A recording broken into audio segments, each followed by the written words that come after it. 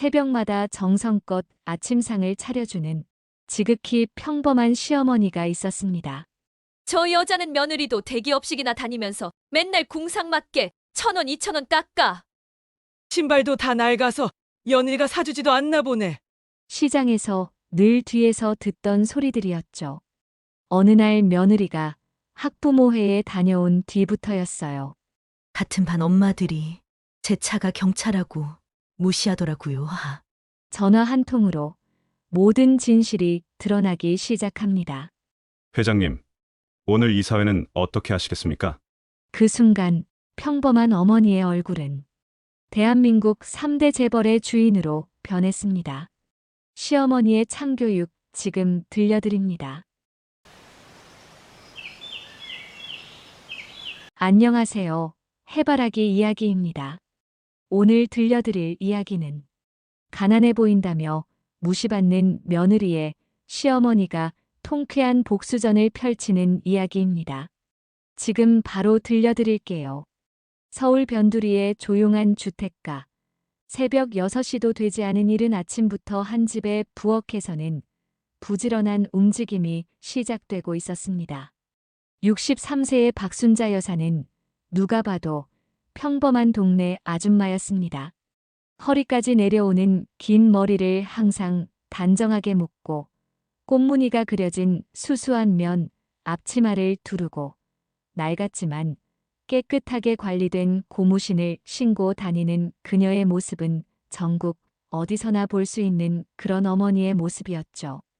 부엌 한쪽에서는 된장찌개가 보글보글 끓어오르고 있었고 도마 위에서는 시금치가 곱게 다듬어지고 있었습니다. 순자 여사의 손길은 40년 넘게 가족을 위해 밥상을 차려온 숙련된 솜씨를 보여주고 있었습니다. 무쇠솥에서 갓 지은 윤기 나는 쌀밥의 구수한 냄새가 집안 가득 퍼져나갔고 전날 밤 정성껏 무친 고사리나물과 호박나물이 반찬 그릇에 가지런히 담겨 있었습니다. 직접 담근 깍두기와 배추김치는 적당히 익어 먹음직스러운 색깔을 내고 있었죠. 며느리 이지영이 부스스한 얼굴로 부엌에 들어섰을 때 순자 여사는 이미 아침상 차림을 거의 마친 상태였습니다. 35세의 지영은 대기업에서 과장으로 일하는 평범한 직장인이었습니다. 결혼한 지 12년, 시어머니와 함께 산 지도 어느덧 10년이 넘었지만 매일 아침 이렇게 정성스런 밥상을 차려주시는 시어머니께 늘 미안하고 감사한 마음뿐이었습니다. 순자 여사는 며느리에게 따뜻한 미소를 지으며 식탁에 앉기를 권했습니다. 주름진 얼굴에는 세월의 흔적이 고스란히 담겨 있었지만 며느리를 바라보는 눈빛만큼은 친딸을 보는 것처럼 애정이 가득했습니다. 지영은 정성스럽게 차려진 밥상을 보며 또 한 번 가슴이 뭉클해졌습니다. 친정어머니보다도 더 자신을 아껴주시는 시어머니였기 때문입니다. 아침 식사 시간, 남편 민준과 아들 준호도 식탁에 둘러앉았습니다. 37세의 민준은 중견기업의 부장으로 성실하고 책임감 있는 가장이었고 10살 준호는 할머니를 세상에서 가장 좋아하는 귀여운 손자였습니다. 가족들이 둘러앉아 도란도란 이야기를 나누며 아침을 먹는 모습은 그 자체로 평화로운 한 폭의 그림 같았습니다. 가족들이 모두 출근하고 등교한 후 순자 여사는 집안 청소를 마치고 장을 보러 나섰습니다. 동네 재래시장은 그녀의 주 무대였습니다. 야채 가게에서는 시금치 한 봉지 값을 놓고 한참을 실랑이를 벌였고 생선 가게에서는 고등어 2마리 가격을 1,000원이라도 깎으려고 애를 썼습니다. 과일 가게에서도 마찬가지였죠. 시장 상인들은 순자 여사를 보며 혀를 내둘렀습니다. 며느리가 대기업에 다닌다면서도 저렇게 악착같이 아끼는 모습이 안쓰러워 보이기까지 했습니다. 무거운 장바구니를 양손에 들고 힘겹게 걸어가는 그녀의 뒷모습은 영락없는 서민 아줌마의 모습 그 자체였습니다. 집에 돌아온 순자 여사는 장본 물건들을 냉장고에 정리하고 거실 소파에 앉아 잠시 숨을 돌렸습니다. 탁자 위에는 오늘 아침 신문이 놓여 있었습니다. 경제면을 펼쳐든 그녀의 눈빛이 갑자기 날카롭게 변했습니다. 방금 전까지 시장에서 1,000원에 목숨 거는 것처럼 보였던 그 아주머니의 눈빛이 아니었습니다. 신문 일면에는 한성그룹의 1분기 실적이 대서특필되어 있었습니다. 영업이익 2조 원 돌파, 전년 대비 23% 성장, 해외 수출 급증 등의 내용이 크게 실려 있었죠. 한성그룹은 대한민국 3대 재벌 중 하나로 전자, 건설, 유통, 금융 등 다양한 분야에서 계열사를 운영하는 거대 기업이었습니다. 하지만 특이하게도 이 그룹의 실제 소유주가 누구인지는 철저히 베일에 쌓여 있었습니다. 순자 여사가 신문을 읽으며 의미심장한 미소를 짓고 있을 때 거실 한 구석에 놓여있던 구식 유선 전화가 울렸습니다. 평소에는 거의 울리지 않는 전화였습니다. 수화기를 든 순자 여사의 표정이 순간 180도 바뀌었습니다. 전화 너머에서 들려오는 목소리는 정중하면서도 긴장된 톤이었습니다. 한성그룹의 수석 비서 김상무였습니다. 그는 이번 분기 실적을 상세히 보고하기 시작했습니다. 한성전자의 매출 상승률, 한성건설의 수주액, 한성금융의 자산 증가율 등 각 계열사의 성과가 일목요연하게 전달되었습니다. 순자 여사는 눈을 감고 조용히 보고를 들었습니다. 마치 이 모든 것이 너무나 당연한 일인 것처럼 아무런 감정의 동요도 없이 침착하게 듣고 있었습니다. 오후에 예정된 이사회 참석 여부를 묻는 질문에는 화상으로 참여하겠다고 짧게 답했습니다. 통화가 끝난 후 순자 여사는 창밖을 바라보았습니다. 마당에는 며느리가 아침에 널어놓은 빨래가 따스한 봄바람에 나풀거리고 있었습니다. 평화로운 일상의 풍경이었죠. 그녀가 40년간 숨겨온 비밀, 그것은 바로 자신이 한성그룹에 숨겨진 실소유주라는 사실이었습니다. 40년 전 순자 여사는 남편과 함께 작은 구멍가게에서 시작했습니다. 밤낮 없이 일하며 조금씩 사업을 키워나갔고 운과 실력 그리고 남다른 사업 수완으로 작은 가게는 점차 큰 회사로 성장했습니다. 남편이 세상을 떠난 후에도 그녀는 멈추지 않았고 결국 대한민국을 대표하는 재벌 그룹을 일궈냈습니다. 하지만 순자 여사는 모든 것을 비밀에 붙였습니다. 아들 민준조차 어머니의 진짜 정체를 몰랐습니다. 표면적으로는 해외에 거주하는 미스터리한 회장이 한성그룹을 소유하고 있는 것으로 알려져 있었고 실제 경영은 전문 경영인들에게 맡겨져 있었습니다. 순자 여사는 마쿠에서 모든 것을 조종하는 진짜 주인이었지만 겉으로는 평범한 할머니로 살아가고 있었던 것입니다. 일주일 후 목요일 오후 지영은 아들 준호가 다니는 사립초등학교의 학부모 모임에 참석했습니다. 강남의 한 고급 호텔 라운지에서 열린 이 모임은 표면적으로는 아이들의 교육과 학교 발전을 논의하는 자리였지만 실상은 상류층 부모들의 사교 모임에 가까웠습니다. 지영이 라운지에 들어섰을 때 이미 여러 명의 학부모들이 모여 있었습니다.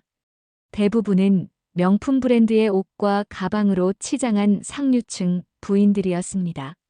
그들 사이에서 지영의 평범한 정장과 중저가 브랜드 가방은 확연히 눈에 띄었습니다.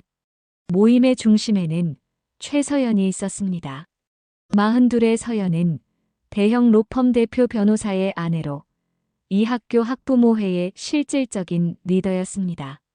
그녀의 목에는 수억 원대의 다이아몬드 목걸이가 빛나고 있었고 손목에는 한정판 명품 시계가 채워져 있었습니다.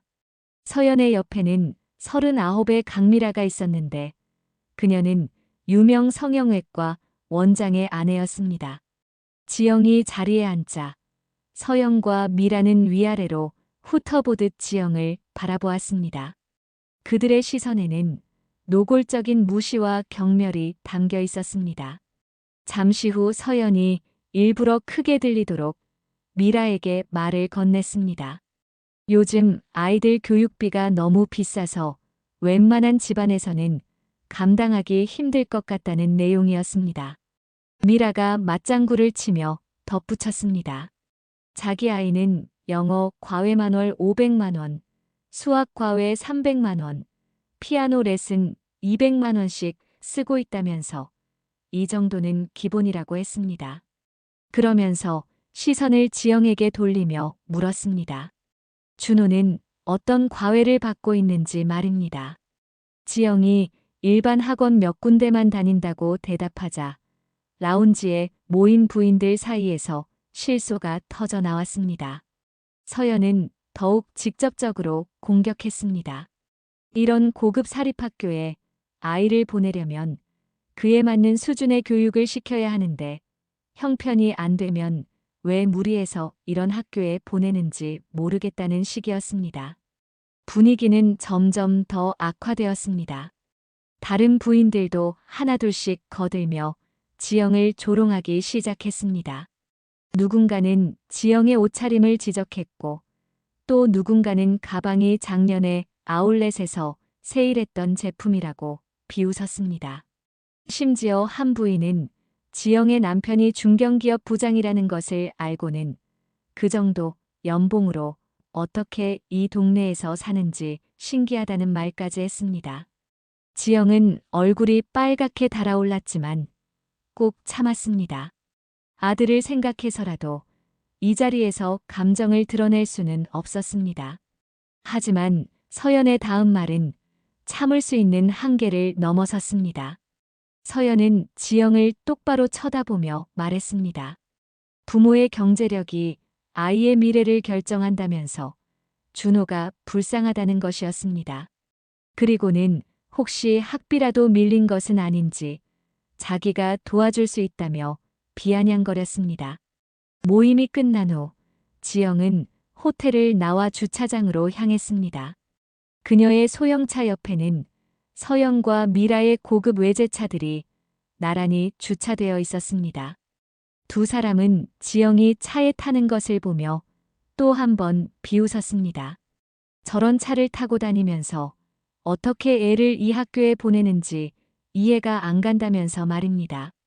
집으로 돌아오는 내내 지영의 눈에서는 눈물이 멈추지 않았습니다. 자신이 무시당하는 것은 참을 수 있었지만 아들까지 불쌍하다는 소리를 들으니 가슴이 찢어지는 것 같았습니다. 열심히 살고 있는데, 정직하게 살고 있는데, 단지 돈이 많지 않다는 이유로 이런 모욕을 당해야 하는지 억울하고 분했습니다. 집에 도착했을 때는 이미 저녁 시간이었습니다. 순자 여사는 현관문이 열리는 소리를 듣고 마중을 나왔습니다. 그런데 며느리의 얼굴을 보는 순간 뭔가 일이 있었음을 직감했습니다. 지영의 눈은 붓고 빨갛게 충혈되어 있었고 얼굴에는 지친 기색이 역력했습니다. 순자 여사는 아무 말 없이 지영을 거실로 이끌었습니다. 따뜻한 차를 한 잔 내어주고는 옆에 조용히 앉았습니다. 억지로 묻지 않았습니다. 지영이 먼저 말할 때까지 기다렸습니다. 한참을 망설이던 지영은 결국 오늘 있었던 일을 털어놓기 시작했습니다. 학부모 모임에서 당한 모욕, 서영과 미라의 조롱, 다른 부모들의 비웃음, 그리고 아들이 불쌍하다는 말까지. 지영은 말을 하다가 또 눈물을 쏟았습니다.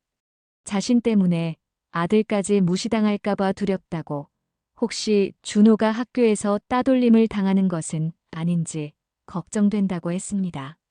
순자 여사는 지영의 손을 꼭 잡았습니다.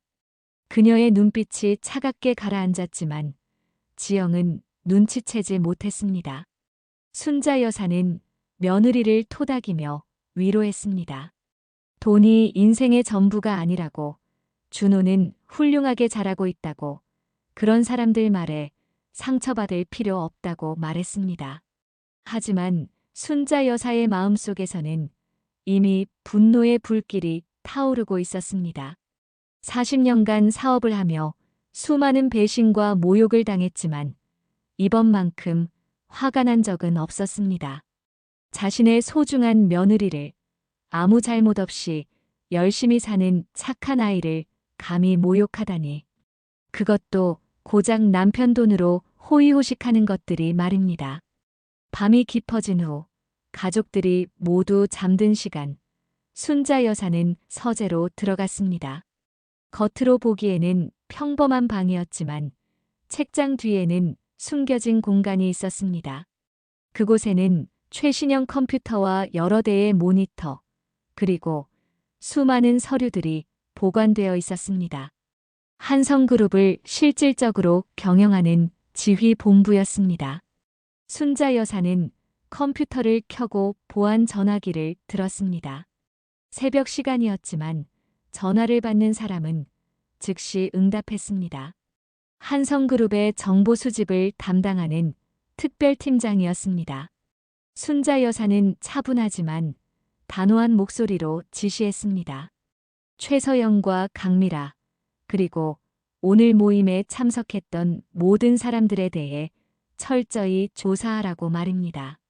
다음 날 아침, 순자 여사는 평소와 다름없이 아침 식사를 준비했습니다. 지영은 여전히 어제 일로 기운이 없어 보였지만 시어머니 앞에서 티를 내지 않으려고 애썼습니다. 순자 여사는 모르는 척하며 평소처럼 따뜻하게 대했습니다. 가족들이 모두 나간 후 순자 여사는 다시 서재로 들어갔습니다. 밤사이 특별팀이 조사한 자료가 이미 도착해 있었습니다. 수백 페이지에 달하는 보고서에는 최서영과 강미라를 비롯한 학부모들의 모든 정보가 담겨 있었습니다. 최서연의 남편 정우성 변호사는 국내 최대 로펌인 정한 법무법인의 대표였습니다. 겉으로는 화려한 경력을 자랑했지만 보고서에는 충격적인 내용들이 담겨 있었습니다. 대기업들의 탈세를 도운 정황, 불법 자금 세탁에 연루된 의혹, 그리고 여러 건의 사법방해 행위까지 모두 증거와 함께 상세히 기록되어 있었습니다. 강미라의 남편 박성민 원장이 운영하는 미라클 성형외과도 마찬가지였습니다. 무자격 의사를 고용한 사실, 의료사고를 은폐한 건들, 보험 사기, 그리고 탈세까지. 겉으로는 강남 최고의 성형외과로 명성이 높았지만 실상은 불법과 비리로 가득한 곳이었습니다. 순자 여사는 보고서를 읽으며 차가운 미소를 지었습니다. 이들이 쌓아올린 부와 명예가 얼마나 허약한 기반 위에 서 있는지 너무나 잘 보였습니다. 한 번만 제대로 건드리면 와르르 무너질 모래성 같은 것들이었습니다. 하지만 순자 여사는 서두르지 않았습니다. 40년간 사업을 하며 배운 것이 있다면 복수는 차갑게 그리고 완벽하게 해야 한다는 것이었습니다. 감정적으로 대응하면 오히려 역공을 당할 수 있었습니다.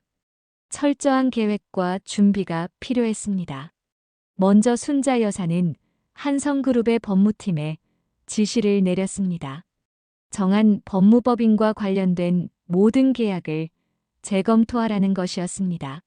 한성그룹은 여러 법적 문제로 정한 법무법인과 거래하고 있었는데 연간 수백억 원의 수임료를 지불하는 최대 고객 중 하나였습니다. 다음으로는 한성그룹 계열사인 한성메디컬에 지시를 내렸습니다. 미라클 성형외과에 공급하는 의료기기와 약품 공급을 재검토하라는 것이었습니다. 한성메디컬은 국내 의료기기 시장의 40%를 점유하고 있었기 때문에 공급이 중단되면 병원 운영에 심각한 차질이 생길 수밖에 없었습니다. 그러나 이것은 시작에 불과했습니다. 순자 여사는 더 큰 그림을 그리고 있었습니다. 단순히 경제적 타격을 주는 것으로는 부족했습니다. 이들이 그토록 자랑스러워하던 사회적 지위와 명예를 완전히 무너뜨려야 했습니다. 순자 여사는 또 다른 전화를 걸었습니다. 이번에는 한성미디어 그룹의 회장이었습니다. 한성미디어는 주요 일간지 3개, 경제지 2개, 케이블 방송국 4개를 소유한 거대 언론 그룹이었습니다. 순자 여사는 조용히 지시했습니다. 당분간 정한 법무법인과 미라클 성형외과에 대한 감시를 강화하고 문제가 발견되면 즉시 보도할 준비를 하라고 말입니다. 오후가 되자 순자 여사는 평소처럼 시장에 나갔습니다. 여전히 1,000원, 2,000원에 목숨 거는 것처럼 흥정을 했고 무거운 장바구니를 들고 힘겹게 걸었습니다. 지나가는 사람들은 그녀가 평범한 동네 할머니라고 생각했습니다. 아무도 이 수수한 차림의 노인이 대한민국 경제를 좌지우지할 수 있는 거대한 권력을 가지고 있다는 것을 상상하지 못했습니다. 저녁 무렵 지영이 퇴근하고 돌아왔습니다. 어제보다는 표정이 나아 보였지만 여전히 어딘가 위축된 모습이었습니다. 순자 여사는 며느리가 좋아하는 갈비찜을 해놓고 기다리고 있었습니다. 지영은 시어머니의 정성에 또 한 번 감동했습니다. 저녁 식사를 하며 순자 여사는 넌지시 물었습니다. 학부모 모임이 자주 있는지, 꼭 참석해야 하는지 말입니다. 지영은 한 달에 한 번 정도 있는데 안 가면 아이에게 불이익이 있을까봐 어쩔 수 없이 간다고 대답했습니다. 순자 여사는 고개를 끄덕이며 다음번에는 자신도 같이 가겠다고 했습니다. 지영은 시어머니가 불편하실까봐 만류했지만 순자 여사는 손자 교육에 관한 일이니 당연히 관심을 가져야 한다며 고집했습니다. 밤이 되자 순자 여사는 다시 서재로 들어갔습니다. 모니터에는 실시간으로 정보들이 업데이트되고 있었습니다. 정한 법무법인의 주가가 미세하게 흔들리기 시작했고 미라클 성형외과에는 예약 취소가 늘어나고 있었습니다. 아직 본격적인 공격을 시작하지도 않았는데 벌써 영향이 나타나고 있었습니다. 순자 여사는 모니터를 바라보며 혼잣말을 했습니다. 이제 시작일 뿐이라고, 감히 자신의 가족을 건드린 대가를 톡톡히 치르게 될 것이라고 말입니다. 하지만 그녀의 얼굴에는 복수의 기쁨보다는 차가운 결의만이 담겨 있었습니다. 한 주가 지났습니다. 표면적으로는 아무 일도 일어나지 않은 것처럼 보였지만 물밑에서는 거대한 변화가 시작되고 있었습니다. 정한 법무법인의 대표 정우성 변호사는 월요일 아침부터 이상한 기운을 느꼈습니다. 평소 같으면 쉴 새 없이 울려야 할 비서실 전화가 너무 조용했고 매일 아침 보고를 하러 오던 팀장들의 발걸음도 뜸했습니다. 그러다 오전 10시 비서가 창백한 얼굴로 들어왔습니다. 한성그룹에서 모든 법률 자문 계약을 재검토하겠다는 공문을 보내왔다는 것이었습니다. 정우성은 처음에는 대수롭지 않게 여겼습니다. 계약 재검토는 종종 있는 일이었으니까요. 하지만 오후가 되자 상황이 심상치 않음을 깨달았습니다.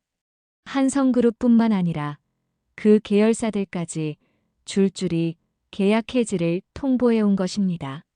연간 300억 원이 넘는 수임료가 한순간에 사라질 위기에 처했습니다. 더 큰 문제는 이것이 시작에 불과했다는 점이었습니다. 한성그룹과의 계약 해지 소식이 업계에 퍼지자 다른 대기업들도 동요하기 시작했습니다. 왜 한성그룹이 10년 넘게 거래하던 정한 법무법인과 관계를 끊으려 하는지, 혹시 무슨 문제가 있는 것은 아닌지 의구심을 품기 시작한 것입니다. 한편 강남의 미라클 성형외과도 비슷한 상황에 직면했습니다. 월요일 오전 한성 메디컬에서 보낸 공문 한 장이 도착했습니다.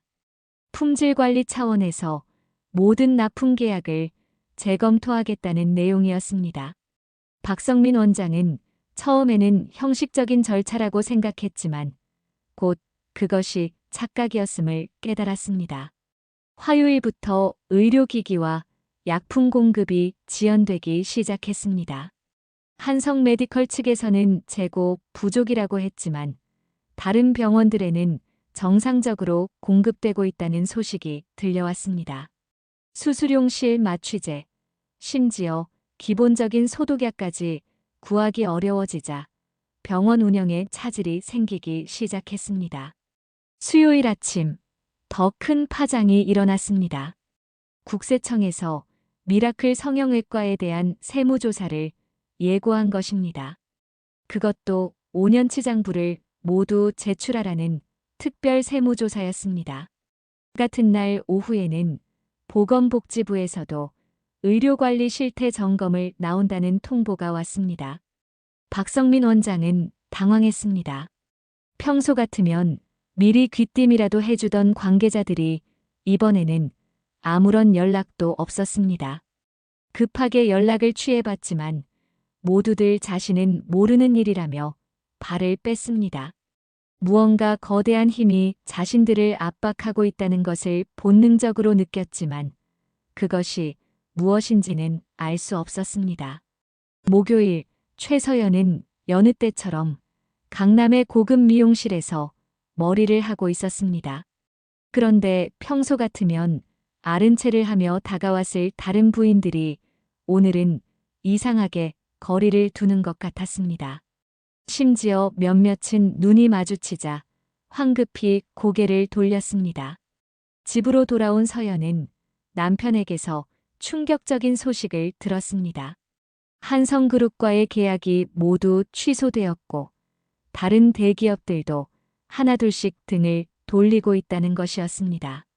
로펌의 재정 상태가 급격히 악화되고 있었고 직원들 사이에서는 벌써 이직 이야기가 나오고 있었습니다. 강미라도 비슷한 상황이었습니다.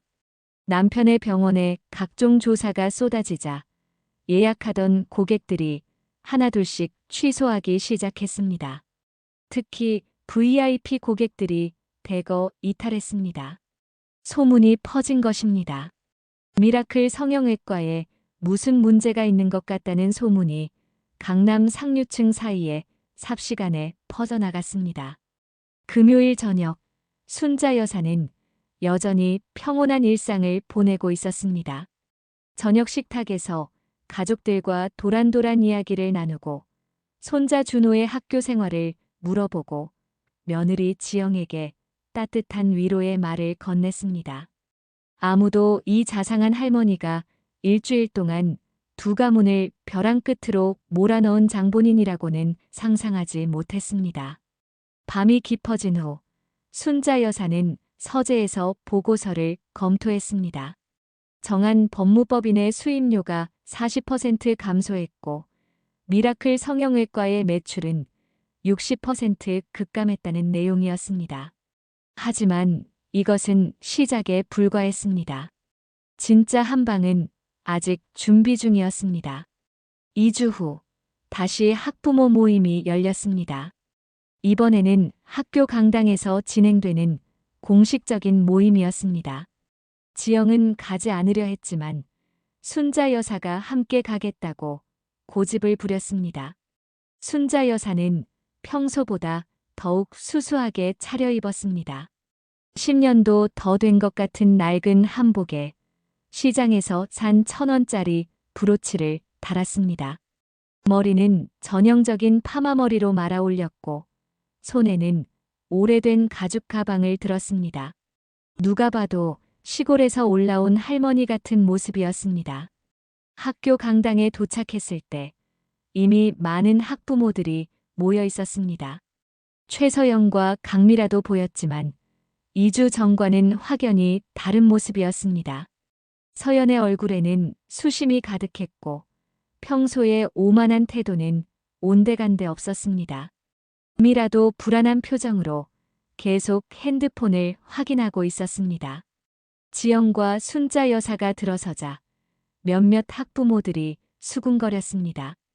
특히 순자 여사의 차림새를 보고 고개를 절레절레 흔드는 사람들도 있었습니다. 서영과 미라는 잠시 시선을 주었다가 별 관심 없다는 듯 고개를 돌렸습니다. 그들은 지금 자신들의 문제로 정신이 없었습니다. 모임이 시작되고 학교 발전 기금에 대한 논의가 진행되었습니다. 평소 같으면 서연이 주도적으로 의견을 내고 다른 부모들을 이끌었을 텐데 오늘은 거의 말이 없었습니다. 미라도 마찬가지였습니다. 휴식 시간이 되자 순자 여사는 일부러 서연과 미라가 있는 쪽으로 걸어갔습니다. 그리고는 수줍은 듯한 목소리로 말을 걸었습니다. 손자 교육에 대해 조언을 구하고 싶다는 것이었습니다. 서연은 순자 여사를 위아래로 훑어보더니 코웃음을 쳤습니다. 그리고는 일부러 크게 들리도록 미라에게 말했습니다. 요즘은 아무나 이런 학교에 보내는 것 같다면서 학교 수준이 떨어지는 것 같다고 했습니다. 미라도 맞장구를 치며 시골에서 올라온 사람들은 교육이 뭔지도 모른다고 비아냥거렸습니다. 순자 여사는 조용히 듣고만 있었습니다. 그녀의 눈빛이 차갑게 가라앉았지만 두 사람은 눈치채지 못했습니다. 오히려 더 심하게 모욕했습니다. 서연은 순자 여사의 한복을 가리키며 구제옷 가게에서 산 것 같다고 했고 미라는 그런 할머니의 그런 며느리라며 지영까지 깎아내렸습니다. 주변의 다른 학부모들도 킥킥거리며 구경했습니다. 아무도 나서서 말리지 않았습니다.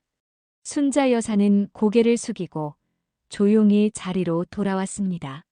지영은 시어머니가 모욕당하는 것을 보고 눈물이 날 것 같았지만 꼭 참았습니다. 모임이 끝난 후 집으로 돌아오는 차 안에서 지영은 시어머니에게 사과했습니다. 자신 때문에 이런 모욕을 당하셨다면서 울먹였습니다. 하지만 순자 여사는 오히려 지영을 위로했습니다. 그런 사람들 말에 상처받을 필요 없다면서 오히려 불쌍한 사람들이라고 했습니다. 그날 밤 순자 여사는 서재에서 마지막 준비를 마쳤습니다. 이제 정말로 끝낼 시간이었습니다. 그녀는 한성미디어 그룹 회장에게 전화를 걸었습니다. 내일부터 준비했던 모든 것을 공개하라고 지시했습니다. 월요일 아침 대한민국 주요 언론들이 일제히 특종을 터뜨렸습니다. 정한 법무법인 정우성 대표, 대기업 탈세 조력 의혹, 미라클 성형외과, 무자격 의사 수술 은폐 정황 포착, 검찰, 정한 법무법인 압수수색 착수, 보건복지부, 미라클 성형외과 영업정지, 검토. 하루아침에 모든 것이 무너지기 시작했습니다. 정한 법무법인 사무실에는 검찰 수사관들이 들이닥쳤고 박스로 가득 찬 서류들이 압수되었습니다. 정우성 변호사는 긴급 기자회견을 열어 해명하려 했지만 이미 쏟아진 증거들 앞에서는 무력했습니다. 미라클 성형외과는 더 심각했습니다. 의료사고 피해자들이 집단으로 고소를 제기했고 무자격 의사에게 수술받았다는 환자들의 증언이 쏟아졌습니다. 보건복지부는 즉각 영업정지 명령을 내렸고 병원 앞에는 항의하는 피해자들이 몰려들었습니다. 화요일 상황은 더욱 악화되었습니다. 금융감독원이 정한 법무법인의 비자금 조성 의혹을 발표했고 국세청은 100억 원대의 추징금을 부과했습니다. 법무법인의 주요 변호사들이 줄줄이 사표를 냈고 남은 고객들도 모두 등을 돌렸습니다. 미라클 성형외과는 의료 과실치사 혐의로 박성민 원장이 긴급 체포되었습니다. 5년 전 숨겨졌던 의료사고가 새롭게 드러난 것입니다. 피해자 가족이 가지고 있던 증거가 언론에 공개되면서 여론은 완전히 등을 돌렸습니다. 수요일 최서영과 강미라의 집에는 압류 딱지가 붙었습니다. 정우성 변호사의 모든 재산이 동결되었고 박성민 원장의 재산도 피해 보상금으로 가압류되었습니다. 하루아침에 모든 것을 잃은 두 가족은 충격에 빠졌습니다. 서연은 평소 자주 가던 명품 가게에 갔지만 신용카드가 모두 정지된 상태였습니다. 매장 직원들의 시선이 차가웠습니다. 불과 한 달 전만 해도 VIP 고객으로 극진한 대접을 받았는데 이제는 아무도 아른 체를 하지 않았습니다. 미라도 마찬가지였습니다. 평소 친하게 지내던 상류층 부인들이 모두 연락을 끊었습니다. 사교 모임에서도 제외되었고 자녀들이 다니는 학원에서도 수군거림의 대상이 되었습니다. 목요일 학교에서 긴급 학부모 회의가 소집되었습니다. 최근 일어난 사건들로 인해 학교 이미지가 실추되었다는 이유였습니다. 회의장에 들어선 서영과 미라를 보는 다른 학부모들의 시선은 차가웠습니다. 불과 한 달 전까지 그들 앞에서 굽실거리던 사람들이었습니다. 교장이 직접 나서서 발언했습니다. 학교의 명예를 실추시킨 학부모들에 대해서는 단호한 조치를 취하겠다는 것이었습니다. 모두가 서영과 미라를 쳐다보았습니다. 두 사람은 고개를 들 수 없었습니다. 금요일 정우성 변호사는 구속되었고 박성민 원장은 의사 면허가 취소되었습니다. 두 가정은 완전히 몰락했습니다. 집도 차도 모든 재산이 압류되었고 빚만 산더미처럼 남았습니다. 그날 저녁 순자 여사는 여전히 평온하게 저녁 식사를 준비하고 있었습니다. 뉴스에서는 연일 정한 법무법인과 미라클 성형외과 사건을 다루고 있었지만 그녀는 별 관심 없다는 듯 채널을 돌렸습니다. 지영이 퇴근하고 돌아왔을 때 순자 여사는 따뜻한 미소로 맞이했습니다. 지영은 최근 학교에서 일어난 일들을 이야기했습니다. 서영과 미라가 완전히 몰락했다는 소식이었습니다. 하지만 이상하게도 지영은 통쾌함보다는 씁쓸함을 느꼈습니다. 순자 여사는 며느리의 손을 잡으며 말했습니다. 남의 불행을 기뻐하는 것은 좋지 않다고 그저 우리는 우리의 길을 가면 된다고 했습니다. 지영은 시어머니의 따뜻한 마음에 또 한 번 감동했습니다. 한 달 후 학교에서는 대규모 기부금 행사가 열렸습니다. 학교 발전 기금을 모금하는 연례 행사였는데 이번에는 특별히 새로운 도서관 건립을 위한 모금이었습니다. 강당에는 수백 명의 학부모들이 모여 있었습니다. 최서영과 강미라의 모습도 보였지만 예전과는 완전히 달라진 모습이었습니다. 명품 대신 평범한 옷을 입고 한 구석에 조용히 앉아 있었습니다. 한 달 만에 그들은 완전히 다른 사람이 되어 있었습니다. 기부금 약정이 시작되었습니다. 평소 같으면 서영과 미라가 앞장서서 고액 기부를 자랑했을 텐데 이번에는 최소 금액인 10만 원을 겨우 약정했습니다. 그마저도 어떻게 마련했는지 의문이었습니다.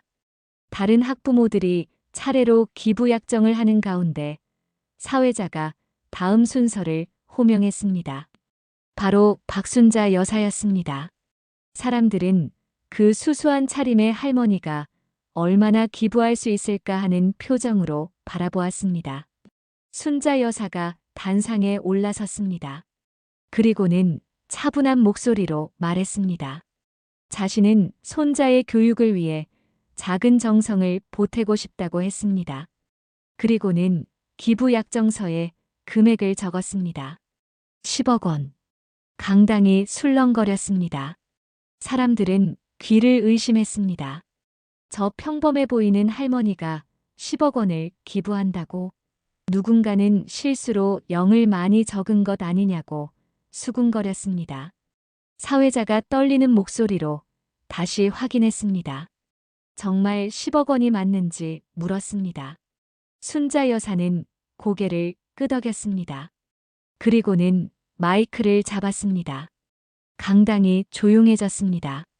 모든 시선이 순자 여사에게 집중되었습니다. 그녀는 잠시 강당을 둘러보더니 천천히 입을 열었습니다. 순자 여사는 자신이 누구인지 밝혔습니다. 한성그룹의 실소유주, 40년간 그룹을 이끌어온 박순자 회장이라고 말입니다. 강당은 충격에 빠졌습니다. 특히 서영과 미라는 믿을 수 없다는 표정으로 멍하니 앉아 있었습니다. 순자 여사는 계속해서 말했습니다. 자신이 왜 정체를 숨기고 살았는지, 왜 평범한 할머니로 살기를 선택했는지 설명했습니다. 가족과의 소박한 행복을 지키고 싶었다고, 돈과 권력보다 중요한 것이 있다고 믿었다고 했습니다. 그리고는 최근에 있었던 일들을 언급했습니다. 자신의 소중한 며느리가 단지 평범하다는 이유로 모욕을 당했다고, 그것을 보고만 있을 수 없었다고 했습니다. 하지만 복수가 목적은 아니었다고, 단지 잘못된 것을 바로잡고 싶었을 뿐이라고 했습니다. 서영과 미라는 이제야 모든 것을 이해했습니다. 자신들이 왜 하루아침에 몰락했는지, 왜 모든 것이 한꺼번에 무너졌는지 알게 되었습니다. 그들이 그토록 무시했던 그 할머니가 그들이 상상도 할 수 없는 거대한 권력의 소유자였던 것입니다. 순자 여사는 마지막으로 한 가지를 더 밝혔습니다. 정한 법무법인과 미라클 성형외과에 대한 조사와 고발은 정당한 절차에 따른 것이었다고, 그들이 저지른 불법과 비리는 언젠가는 드러났을 것이라고 했습니다. 자신은 단지 그 시기를 앞당겼을 뿐이라고 말입니다. 강당은 침묵에 빠졌습니다. 아무도 감히 말을 꺼내지 못했습니다. 그때 서연이 갑자기 일어나 순자 여사 앞으로 다가왔습니다. 그리고는 무릎을 꿇었습니다. 미라도 따라서 무릎을 꿇었습니다. 두 사람은 눈물을 흘리며 사과했습니다. 자신들이 얼마나 어리석었는지, 얼마나 오만했는지 깨달았다고 했습니다. 그리고는 용서를 구했습니다. 비록 모든 것을 잃었지만 이제야 정말 중요한 것이 무엇인지 알게 되었다고 했습니다. 순자 여사는 두 사람을 일으켜 세웠습니다. 그리고는 조용히 말했습니다. 용서는 자신이 할 일이 아니라고, 그들이 상처 준 모든 사람들에게 진심으로 사과하고 용서를 구해야 한다고 했습니다. 그리고 이제부터라도 정직하고 겸손하게 살아가라고 당부했습니다. 행사가 끝난 후 지영은 시어머니와 함께 집으로 돌아왔습니다. 차 안에서 지영은 아직도 믿기지 않는다는 표정이었습니다. 자신이 10년 넘게 모시고 산 시어머니가 한성그룹의 회장이었다니 꿈만 같았습니다. 순자 여사는 며느리의 손을 잡으며 말했습니다. 앞으로도 변하는 것은 없다고, 여전히 자신은 지영의 시어머니이고 준호의 할머니일 뿐이라고 했습니다. 그리고는 오늘 저녁도 된장찌개를 끓여줄 테니 맛있게 먹으라고 웃으며 말했습니다. 3개월이 지났습니다. 가을바람이 선선하게 부는 어느 일요일 오후, 순자 여사네 집 마당에서는 작은 모임이 열리고 있었습니다.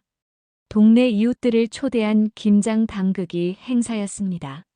순자 여사는 여전히 수수한 차림으로 김치를 버무리고 있었고, 지영은 옆에서 거들고 있었습니다. 정체가 알려진 후에도 순자 여사의 일상은 크게 변하지 않았습니다.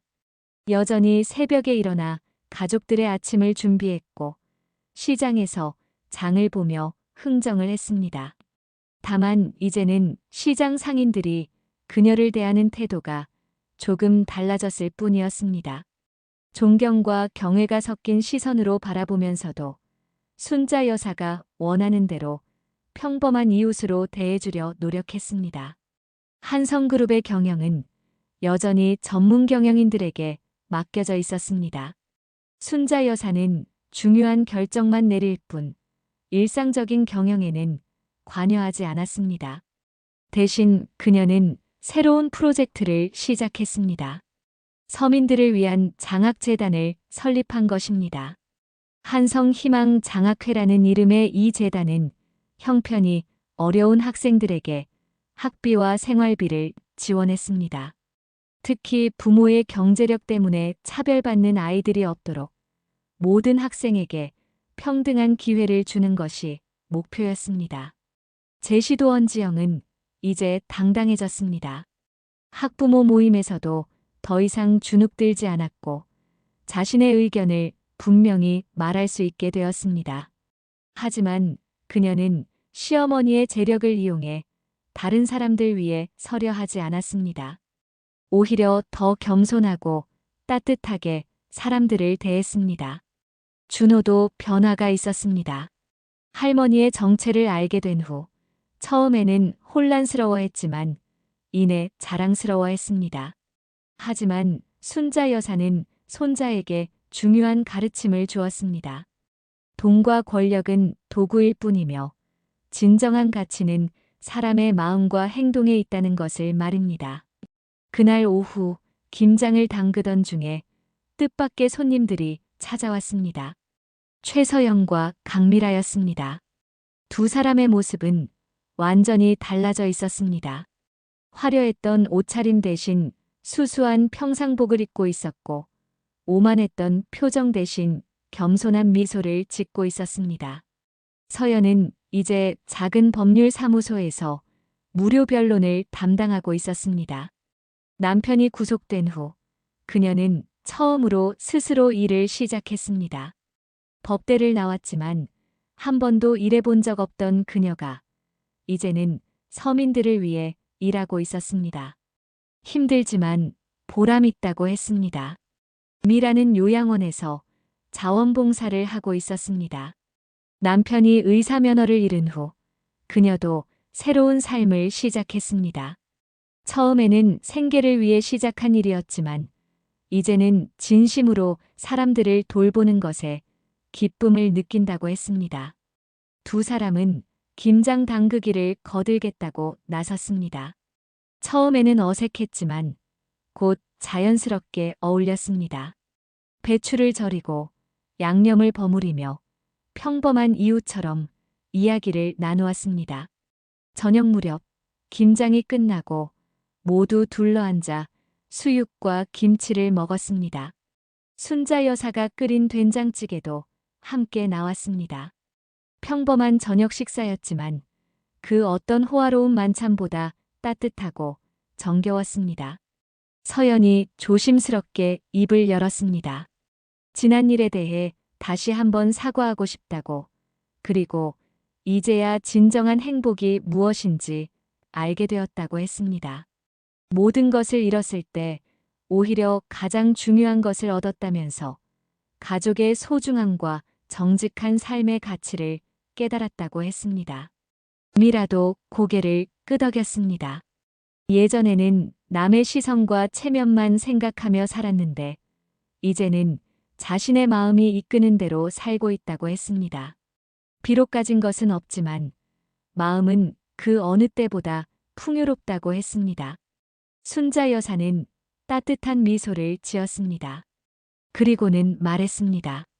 인생은 언제든 다시 시작할 수 있다고, 중요한 것은 과거가 아니라 현재와 미래라고 했습니다. 그리고는 앞으로도 좋은 이웃으로 지내자고 했습니다. 해가 저물고 손님들이 하나둘 떠났습니다. 마당에는 순자 여사 가족만 남았습니다. 민준이 어머니에게 물었습니다.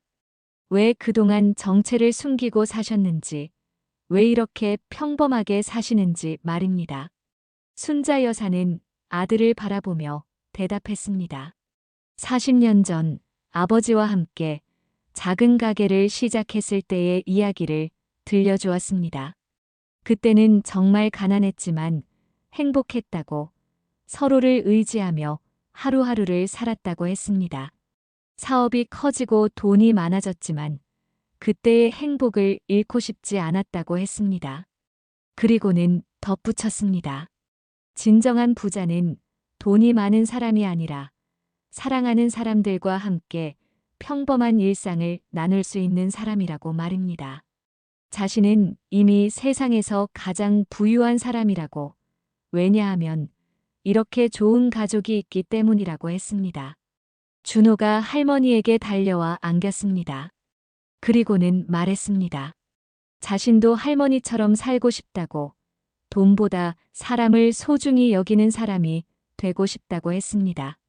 순자 여사는 손자의 머리를 쓰다듬으며 미소를 지었습니다. 밤이 깊어가는 가운데 순자 여사는 마당을 바라보았습니다.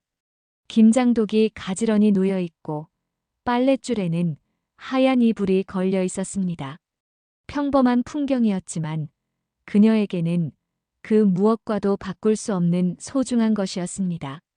1년 후 한성그룹은 새로운 프로젝트를 발표했습니다. 함께 가는 길이라는 이름의 사회공헌 사업이었습니다. 대기업과 중소기업이 상생하고 부유층과 서민층이 함께 성장하는 것을 목표로 한 대규모 프로젝트였습니다. 이 프로젝트의 총괄 책임자는 놀랍게도 이지영이었습니다. 순자 여사는 며느리에게 이 중요한 일을 맡겼습니다. 지영은 자신이 경험한 차별과 아픔을 바탕으로 모든 사람이 존중받는 사회를 만들기 위해 노력했습니다. 최서연은 프로젝트의 법률 자문을 맡았습니다. 이제는 정식 변호사가 된 그녀는 과거의 경험을 교훈 삼아 정직하고 공정한 법률 서비스를 제공했습니다. 강미라는 의료 봉사 부문을 담당했습니다. 비록 의사는 아니었지만 의료 봉사를 조직하고 운영하는 데 탁월한 능력을 보였습니다. 학교에서도 변화가 일어났습니다. 순자 여사의 기부금으로 세워진 새 도서관은 모든 학생에게 평등하게 개방되었습니다. 부모의 경제력과 상관없이 모든 아이들이 최고의 교육 환경을 누릴 수 있게 되었습니다. 학부모 모임도 달라졌습니다. 더 이상 재력을 자랑하거나 서로를 비교하는 자리가 아니었습니다. 진정으로 아이들의 교육과 행복을 논의하는 건전한 모임이 되었습니다. 2년 후 어느 봄날 순자 여사는 손자 준호와 함께 시장을 걷고 있었습니다. 준호는 이제 중학생이 되었지만 여전히 할머니와 함께 시장 가는 것을 좋아했습니다. 야채 가게 아주머니가 반갑게 인사했습니다. 순자 여사는 여전히 흥정을 했지만 이제는 서로 즐기는 놀이 같은 것이 되었습니다. 시장 상인들은 순자 여사를 진심으로 존경했습니다. 그 많은 재산을 가지고도 여전히 검소하고 겸손하게 사는 모습에 감동했기 때문입니다. 시장 한 구석에는 희망가게라는 작은 점포가 있었습니다. 순자 여사가 만든 것으로 어려운 형편의 사람들이 무료로 생필품을 가져갈 수 있는 곳이었습니다. 자원봉사자들이 운영했는데 그 중에는 서영과 미라의 모습도 보였습니다. 집으로 돌아오는 길, 준호가 할머니에게 물었습니다. 왜 그렇게 많은 돈을 가지고도 계속 절약하며 사시는지 말입니다. 순자 여사는 손자를 바라보며 미소를 지었습니다. 그리고는 대답했습니다. 돈을 아끼는 것이 중요한 게 아니라 감사하는 마음을 잃지 않는 것이 중요하다고 했습니다. 작은 것에도 감사할 줄 알아야 큰 것도 제대로 쓸 수 있다고 했습니다. 그리고 무엇보다 평범한 사람들의 삶을 이해하고 공감하기 위해서라고 했습니다. 저녁이 되어온 가족이 모였습니다. 식탁에는 여전히 소박한 반찬들이 놓여 있었습니다.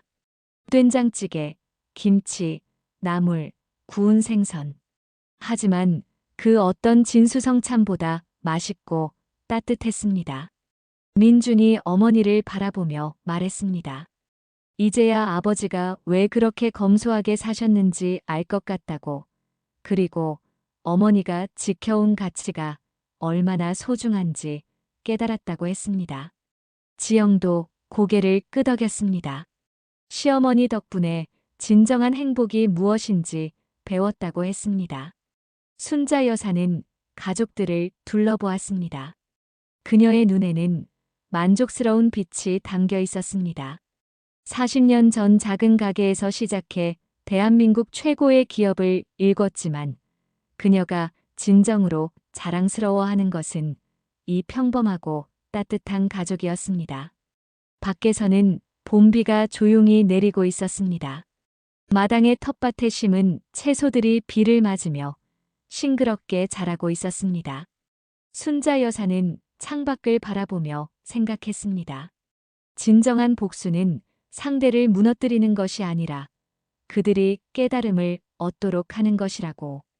그리고 진정한 승리는 남을 이기는 것이 아니라 모두가 함께 행복해지는 것이라고 말입니다. 이야기는 여기서 끝이 납니다. 하지만 순자 여사와 그 가족의 평범하고도 특별한 일상은 계속되었습니다. 때로는 시장에서 흥정을 하고, 때로는 김장을 담그고, 때로는 이웃들과 수다를 떨며 그렇게 소박하지만 풍요로운 삶을 이어갔습니다. 그리고 이 이야기를 들은 많은 사람들이 깨달았습니다.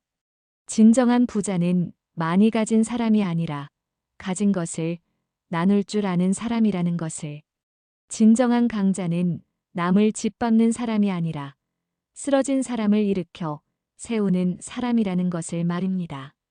박순자 여사의 이야기는 그렇게 많은 이들에게 교훈과 감동을 주며 세상을 조금씩 따뜻하게 만들어갔습니다.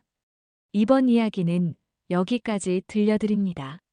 많은 교훈을 주는 통쾌한 반전이 있는 이야기였습니다.